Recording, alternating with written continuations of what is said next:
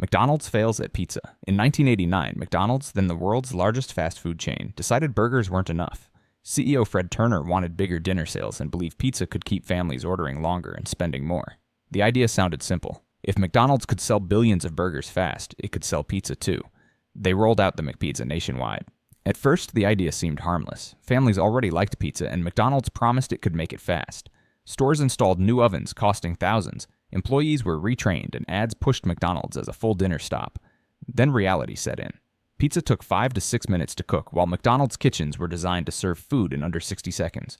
Drive-through lines stalled, fries went cold, and burger customers waited for pizzas they never ordered. Managers complained. Customers noticed. The system slowed everywhere. By 1991, McDonald's quietly pulled McPizza from most locations, writing off millions. Bud Light's confusing campaign backfires. For decades, Bud Light was built to appeal to everyone. It avoided politics, avoided surprises, and focused on sports, jokes, and being easy to drink. Under Anheuser-Busch, it became the best-selling beer in the United States, holding that spot for more than 20 years by never asking customers to think too hard. That changed in April 2023. Bud Light sent a promotional can to Dylan Mulvaney, a transgender influencer, as part of a small social media campaign. The post itself was brief, but it landed hard. Many longtime drinkers weren't expecting Bud Light to enter a cultural debate and reacted with boycotts. Others criticized the brand for appearing to retreat afterward. Executives responded slowly, issuing vague statements that explained nothing. Confusion replaced clarity. By mid-2023, Bud Light sales fell over 25%, costing about $1.4 billion in U.S. revenue, while Anheuser-Busch's market value dropped by tens of billions. Walmart tries to enter Germany. In 1997, Walmart, the world's largest retailer, decided to conquer Germany. CEO David Glass believed Walmart's American formula of low prices, big smiles, and strict rules would work anywhere. Walmart bought 21 Wertkauf stores for about $1 billion, then added 74 Interspar locations a year later. At first, the stores looked familiar. Then customers noticed the details. Employees were forced to smile and greet shoppers, which felt fake. Morning cheer routines confused staff. Bagging groceries felt insulting. German labor laws clashed with Walmart's policies, and discount rivals like Aldi and Lidl were already cheaper. Losses mounted every year. Walmart reportedly lost over $1 billion in Germany. In 2006, Walmart sold its stores to Metro Group and left the country. Walmart brought its playbook. Germany sent it back, without hesitation again. PlayStation messes up the PS3 launch. In November 2006, Sony launched the PlayStation 3, confident it would repeat the success of the PS2. CEO Ken Kutaragi, known as the father of PlayStation, believed powerful hardware would sell itself. The PS3 was packed with cutting-edge tech, including a Blu-ray drive and the complex cell processor. Then came the price. The PS3 launched at $499 and $599, far higher than rivals.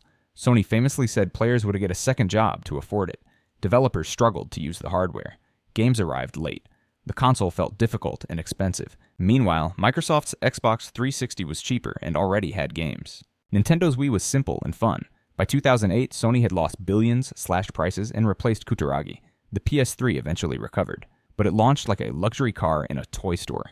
Jaguar's woke rebrand. For decades, Jaguar sold a clear idea: long hoods, loud engines, British luxury with confidence. Even when the cars had problems, buyers understood what Jaguar was trying to be. In February 2021, that idea was declared obsolete. Jaguar Land Rover CEO Thierry Bolloré announced Jaguar would drop gasoline engines entirely and relaunch as an all-electric brand by 2025. The first changes weren't mechanical, they were visual. Jaguar flattened its roaring cat logo, switched to minimalist fonts, and replaced car ads with abstract videos, fashion models, pastel colors, and slogans about identity and modern living. Performance, speed, and engines quietly vanished from the message. Dealers had fewer cars to sell and no simple story to tell curious customers. Longtime fans didn't recognize the brand. New buyers didn't understand it. Sales, already weak, kept sliding. By 2022, Jaguar sold fewer than 50,000 cars worldwide, down from over 180,000 10 years earlier. By 2023, most Jaguar models were discontinued, leaving showrooms nearly empty while the brand waited for its electric rebirth. Gap loses its identity overnight. For decades, Gap sold a simple promise: clean jeans, plain sweaters, and basics. Customers knew the logo and trusted what it meant. On October 4, 2010, under CEO Glenn Murphy, Gap replaced its iconic blue box logo without warning. The new design used a thin font and a small blue square, appeared on the website overnight, and quickly spread to stores. The company said it wanted to look modern. The reaction was immediate. Customers complained, designers mocked it, and social media turned the logo into a punchline. Gap tried to crowdsource alternatives, which only highlighted the confusion.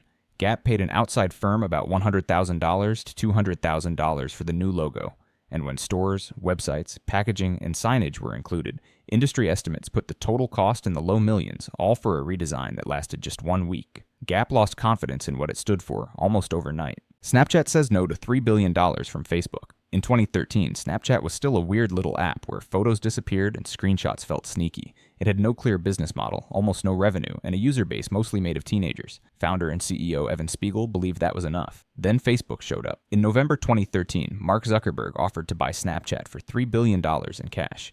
For a startup barely 2 years old, it was an enormous offer. Spiegel said no. He believed Snapchat could become something bigger, something independent, something Facebook couldn't copy, but Facebook copied it anyway. Instagram rolled out stories in 2016, then Facebook and WhatsApp followed. Growth slowed. Monetization stayed hard. Snapchat stocks surged after its 2017 IPO, then fell sharply. Snapchat survived, but the gap was clear. Snapchat didn't take the money. Facebook took the idea.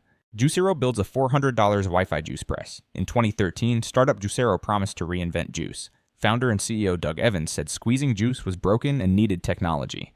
The solution was a sleek countertop machine that crushed proprietary juice packs using Wi-Fi, sensors, and software. The press launched at $399, later cut to $299, while each juice pack cost $5 to $7. Investors were impressed.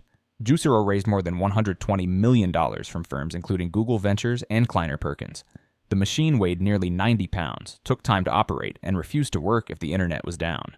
In April 2017, Bloomberg tested the system. Reporters squeezed the juice packs by hand. More juice came out than the machine produced. Customers weren't amused. Refunds piled up. By September 2017, Juicero shut down. Juicero didn't disrupt juice. It automated something no one needed automated. Theranos fakes its way to $9 billion. In 2003, Theranos was founded by Elizabeth Holmes, a 19-year-old Stanford dropout who promised to revolutionize blood testing. She claimed her machines could run hundreds of tests using just a finger prick. It sounded magical. Investors believed her. Big names joined the board. Former Secretary of State Henry Kissinger. Former Defense Secretary James Mattis. Walgreens signed on. By 2014, Theranos was valued at $9 billion, and Holmes was on magazine covers wearing a black turtleneck. But there was one problem. The technology didn't work. Theranos secretly used traditional lab machines while telling investors and partners it had invented something new.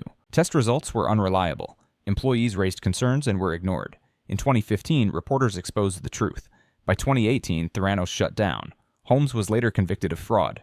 Rovio deletes all Angry Birds games. In 2009, Rovio released Angry Birds, a simple mobile game about flinging birds at pigs. It exploded worldwide, reaching billions of downloads and turning a small Finnish studio into a global brand. Toys, cartoons, movies, and endless sequels followed. For many players, the early games were the reason they owned a smartphone. Then Rovio made a quiet decision.